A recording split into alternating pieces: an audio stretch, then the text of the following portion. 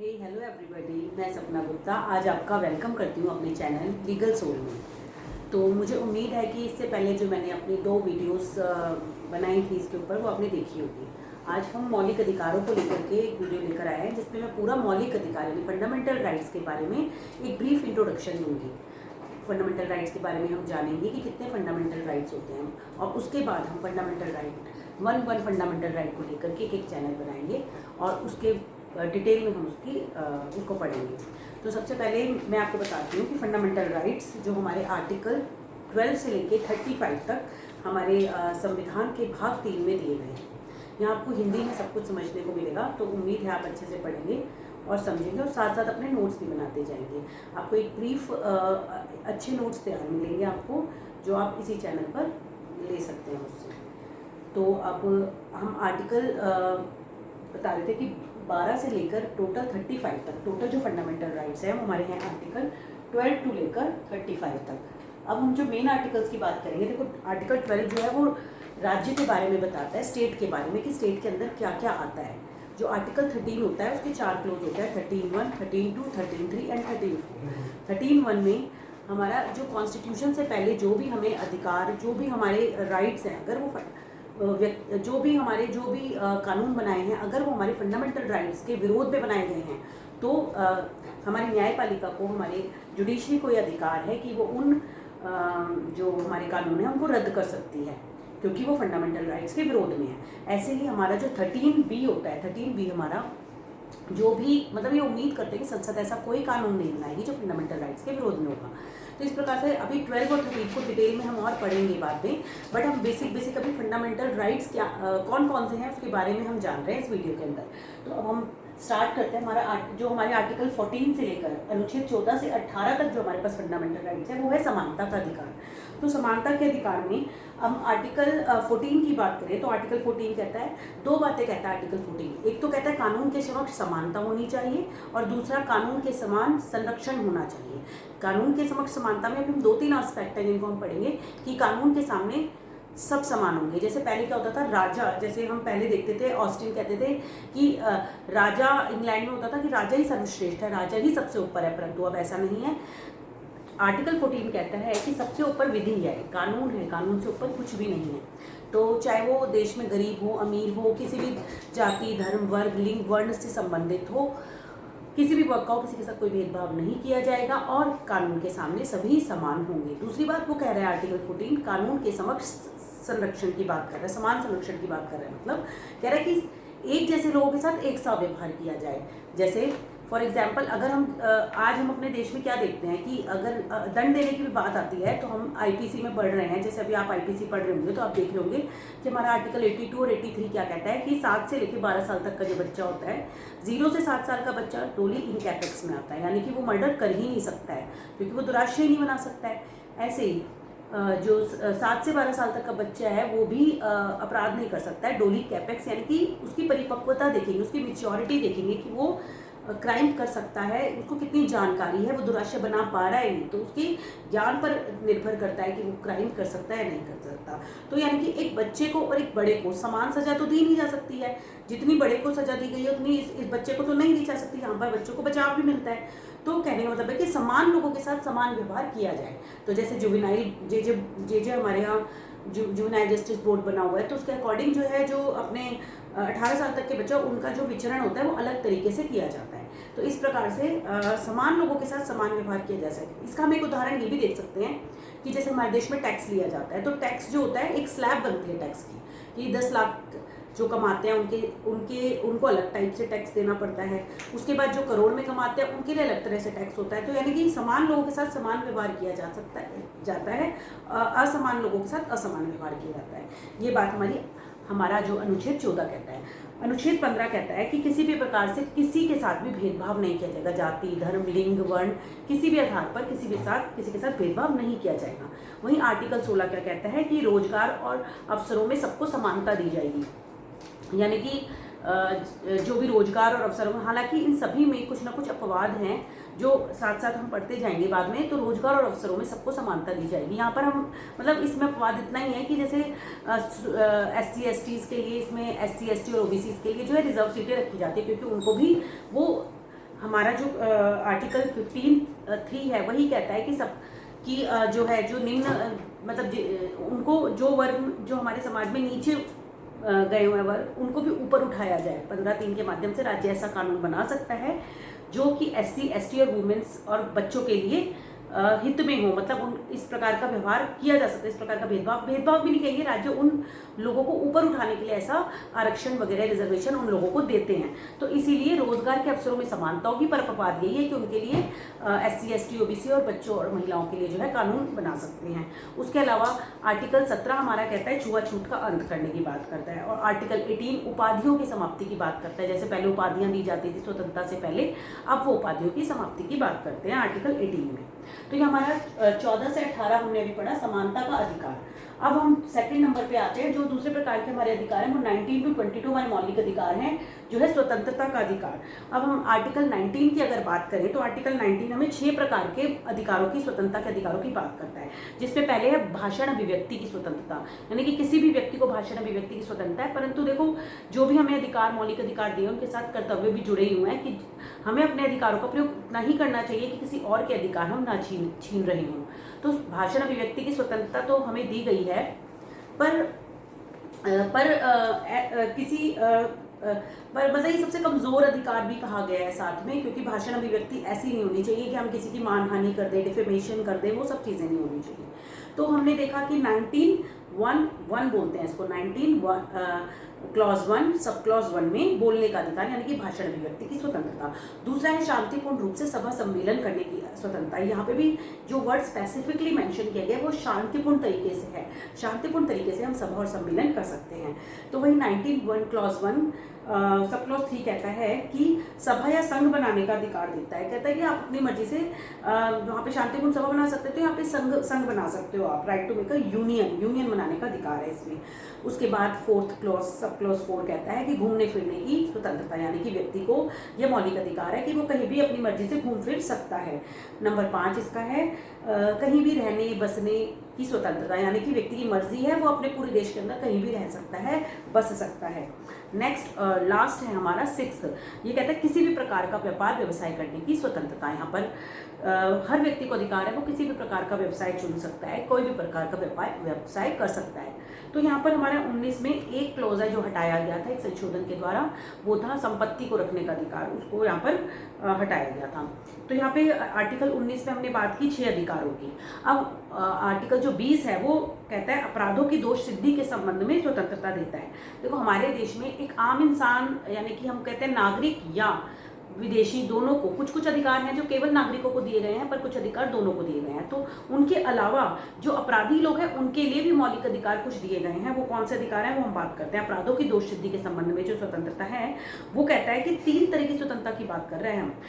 Article 20 का 20 clause 1 कहता है कि अपराध के समय के अनुसार, जो अब जिस समय अपराध किया गया है उस समय जो कानून चल रहा है उसी के अनुसार ही सजा दी जानी चाहिए। इसको बोलते हैं कार्योत्तर विधियां, यानी कि उस समय जो कानून चल रहे हैं अपराध के समय पे उसी के अनुसार जो है उनको दंड दिया जाए। दूसरा कहता है डबल जियोपार्डी, यानी कि दोहरे दंड से सुरक्षा, यानी कि किसी भी एक व्यक्ति को एक अपराध के लिए 2 बार सजा न दी जाए, एक अपराध के लिए व्यक्ति को एक ही बार सजा मिले।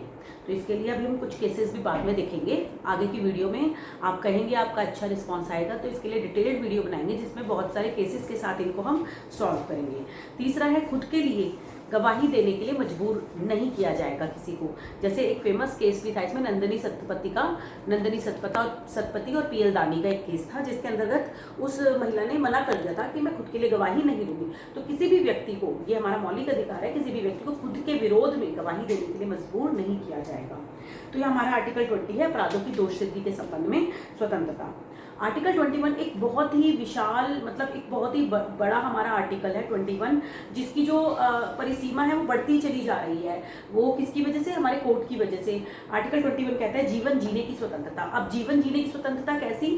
प्रतिष्ठापूर्ण जीवन जीने की स्वतंत्रता। केवल जीवन जीना, ऐसे ही जीवन जीना नहीं, प्रतिष्ठापूर्ण जीवन जीने की स्वतंत्रता हमारा आर्टिकल 21 देता है, जो कि हमारे किसी भी समय पर, आपातकाल के समय पर भी कोई हमसे छीन नहीं सकता है। तो ये मौलिक अधिकार सबसे बड़ा अधिकार माना जाता है कि किसी भी व्यक्ति को जीवन जीने की स्वतंत्रता, ये उसका मानव अधिकार भी है, मौलिक अधिकार भी है। तो इसके अंदर बहुत सारे अधिकार जो है इसमें सम्मिलित कर दिए गए हैं। अभी हम इसकी डिटेल, ये बहुत एक अपने आप में एक बड़ा क्वेश्चन बनता है और इसकी डिटेल्ड वीडियो करनी ज़रूरी है कि कहाँ कहाँ हमें जीवन जीने की स्वतंत्रता में। देखो, हमने जेल के अंदर जो बंद कैदी है उनके बारे में भी हमारे हुसैन आरा खातून और बिहार राज्य के अंदर हुसैन आरा खातून ने काफ़ी जो है मशक्क़त की, मेहनत की जेल में बंद कैदियों को अधिकार दिलाने के लिए। तो जेल में बंद कैदियों के भी अधिकारों की इसमें बात की गई जीवन जीने की स्वतंत्रता के लिए। यहाँ हमारे MC मेहता ने बहुत सारे पर्यावरण को सुधारने के लिए जो केसेस उनके हैं हमारे पास, गंगा नदी में सुधार का हो, चाहे आगरा के अंदर जो पॉल्यूशन की वजह से आगरा जो वो ताजमहल जो काला पड़ रहा है उसको लेकर के हो, गंगा नदी में फैक्ट्रियों का जो गंदगी पहुंचती है उसमें सुधार करने की बात हो, तो इन्होंने क्या कर, पर्यावरण को भी जो है जीवन जीने की स्वतंत्रता, क्योंकि हर एक व्यक्ति को एक ऐसा पर्यावरण, ऐसा वातावरण जीवन जीने के लिए चाहिए जिसमें वो स्वस्थ जीवन जी सके, प्रतिष्ठापूर्ण जीवन जी सके।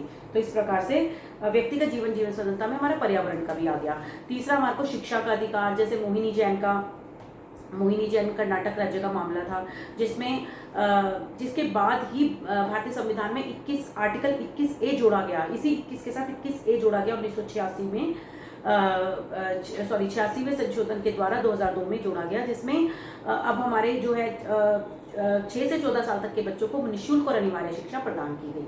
तो आर्टिकल 21 के अंदर हमने शिक्षा का अधिकार भी शामिल कर दिया धीरे धीरे। उसके बाद महिलाओं के अधिकार, विशाखा गाइडलाइंस बनाई गई। तो इस प्रकार से बहुत सारे अधिकार, अभी बहुत इसकी सीमा बढ़ती चली जा रही है और धीरे धीरे पुट्टू स्वामी के केस से निजता के अधिकार को इसमें शामिल किया गया। तो आर्टिकल 21 के अंतर्गत जीवन जीने और व्यक्तिगत स्वतंत्रता के अधिकार को शामिल किया गया है। मतलब शामिल नहीं है ये, बट इसमें बहुत सारे तरह तरह के अधिकारों को इसमें शामिल कर लिया गया है। आर्टिकल 22 कहता है यहाँ अब गिरफ्तार व्यक्तियों के भी, गिरफ्तार और निवारक नजरबंद में जो व्यक्ति होते हैं उनको भी स्वतंत्रता दी गई है। कैसे कि उनको अगर गिरफ्तारी की, किसी भी व्यक्ति को अगर गिरफ्तार किया जा रहा है तो उनको गिरफ्तारी का कारण बताया जाए। उसके बाद अगर गिरफ्तार कर भी लिया गया है, निवारक के नजरबंद कर भी लिया गया है, तो उनको 24 घंटे के सामने 24 घंटे के से ज़्यादा नहीं रखा जा सकता है, तो 24 घंटे के अंदर मजिस्ट्रेट के सामने प्रस्तुत किया जाए। उसके बाद उस अपराधी जिसको भी गिरफ्तार किया गया है उसको वकील रखने का अधिकार दिया जाए। वो अपने लिए वकील रख सके, अपने बचाव के लिए वकील रख सके। ठीक है, तो ये सब चीज़ें हमारा आर्टिकल 22 जो है हमारा कहता है गिरफ्तारी और निवारक नजरबंदी के संबंध में। और आर्टिकल 23 और 24 हमारा शोषण के विरुद्ध अधिकार है। तो शोषण के विरुद्ध अधिकार में जैसे आर्टिकल 23 कहता है कि ये बात कर रहा है कि तस्करी, दास, बेगार, मैं 5 चीज़ें बता रही हूँ, आपको ये ध्यान रखनी है। तस्करी, बेगार, बलात्श्रम, बंधुआ मजदूरी और अनैतिक व्यापार से सुरक्षा होनी चाहिए। जो पहले ज़माने में होती थी कि दास बना करके रखते थे, उनसे काम करवाते चले जाते थे, या फिर काम करा लिया पर उसको उतना वेतन नहीं दिया, तो ये सब चीज़ों की अब मनाही है। ये हमारा मौलिक अधिकार है कि जो हम काम करेंगे उसके लिए उतना वेतन पाएंगे। तो इसलिए यहाँ पर आर्टिकल जो 23 है हमारा, वो कहता है कि किसी भी प्रकार से दास प्रथा की मनाही करता है, बेगार की, बलात्श्रम की और बंधुआ मजदूरी की मनाही करता है। जहाँ आर्टिकल 24 है वो कहता है कि 14 साल तक के बच्चों को, 14 साल तक के जो बच्चे होते हैं उनको किसी भी खतरनाक जगह पर, फैक्ट्री में, खानों में, किसी भी खतरनाक जगहों पर काम करने के लिए मनाही करता है ये। तो ये हमारे आर्टिकल 23 और 24 शोषण के विरुद्ध अधिकार हो गए। हमारे पास उसके बाद जो 4 आर्टिकल्स आएंगे, आर्टिकल 25 से लेकर 28 तक वो आएगा धार्मिक स्वतंत्रता का अधिकार, क्योंकि हमारा देश सभी धर्मों को मानता है। हम सभी धर्मों का हमारे देश में सभी धर्मों को समान रूप से मान्यता दी गई है। तो यहाँ पर कहता है आर्टिकल 25 कहता है कि सभी व्यक्तियों को किसी भी अपने विचार अभिव्यक्त करने का अधिकार है, विश्वास, किसी भी धर्म की उपासना करने की स्वतंत्रता है। तो हमारे देश में किसी भी विचार, अभिव्यक्ति, धर्म और उपासना की स्वतंत्रता दी गई है। ये हमारा आर्टिकल 25 कहता है। आर्टिकल 26 कहता है कि धार्मिक मामलों में किसी भी प्रकार के प्रबंध करने की स्वतंत्रता दी गई है। उसके बाद आर्टिकल 27 कहता है कि धर्म विशेष पर, किसी भी धर्म विशेष के ऊपर किसी भी प्रकार से राज्य जो है कर नहीं लगाएगा। ऐसे ही आर्टिकल 28 कहता है कि सरकारी जो शिक्षण संस्थान हैं उन पर जो है धार्मिक शिक्षा नहीं दी जाएगी। हाँ, निजी शिक्षण संस्थान जो होंगे वो अपनी अपने धर्म को बचाने के लिए वहाँ धार्मिक शिक्षा दे सकते हैं, परंतु किसी सरकारी शिक्षण स्थान के अंतर्गत जो है किसी भी धर्म की शिक्षा, किसी विशेष धर्म की शिक्षा नहीं दी जाएगी। तो ये हमारा हो गया 26, 27, 28, 25, 26, 27, 28, 29 और 30 में संस्कृति और शिक्षा का अधिकार दिया गया है। यहाँ पर कह रहा है कि सभी व्यक्तियों को बिना किसी भेदभाव के शिक्षा का अधिकार, और दूसरा अपनी संस्कृति को बचाए रखने के लिए व्यक्ति जो है कुछ भी कोई कार्य कर सकता है या फिर कोई संस्था बना सकता है। तो इस प्रकार से हमने देखा। उसके बाद है एक आर्टिकल 6, मैंने इसमें मेंशन नहीं किया है। आर्टिकल 6 है संवैधानिक उपचारों का अधिकार। 32 आर्टिकल है, जिसमें हमारा 32 आर्टिकल के अंतर्गत जो इन सब मौलिक अधिकारों का अगर कोई हनन करता है, अगर इन सब मौलिक अधिकारों का कोई भी हनन करता है, तो फिर हम सुप्रीम कोर्ट में आर्टिकल 32 के द्वारा रिट जारी करा सकते हैं। तो अनुच्छेद 32 कहता है कि हम अगर इन सब संवैधानिक उपचारों का अधिकार है, संवैधानिक उपचारों का अधिकार, जिसके अंतर्गत अगर इन सब मौलिक अधिकारों का हनन किया जाता है, अगर इन सब मौलिक अधिकारों का हनन किया जाता है, तो हम सुप्रीम कोर्ट में जाकर रिट जारी करवा के अपने मौलिक अधिकारों को लागू करवा सकते हैं। तो इस प्रकार से हमने आज देखा कि मौलिक अधिकार हमारे अनुच्छेद 12 से लेकर 35 तक हैं, जिसमें मुख्य मौलिक अधिकार जो हमारे हैं, पहला है अनुच्छेद 14 से 18 तक समानता का अधिकार, दूसरा है अनुच्छेद 19 से 22 तक स्वतंत्रता का अधिकार, और तीसरा है 23 और 24 शोषण के विरुद्ध अधिकार। नेक्स्ट है अनुच्छेद 25 से 28 तक धार्मिक स्वतंत्रता का अधिकार, और उसके बाद है 29 और 30 शिक्षा व संस्कृति का अधिकार, और अनुच्छेद 32 जो हमारा है, जिसको हमारे संविधान की आत्मा भी कहा जाता है, क्योंकि इसके द्वारा हम रिट जारी करा सकते हैं सुप्रीम कोर्ट में। इसको कहते हैं संवैधानिक उपचारों का अधिकार। तो इस प्रकार आज हमने एक ब्रीफ भी कह सकते हैं और डिटेल्ड भी कह सकते हैं, मतलब बहुत अच्छे से समझा कि मौलिक अधिकारों के बारे में। अब अगर आपको लगता है कि किसी भी एक आर्टिकल को, किसी भी एक अधिकार को डिटेल में हमें पढ़ना चाहिए, तो प्लीज़ आप कमेंट कीजिए और बताइए मुझे कि आपको आज का लेक्चर कैसा लगा। Thank you so much.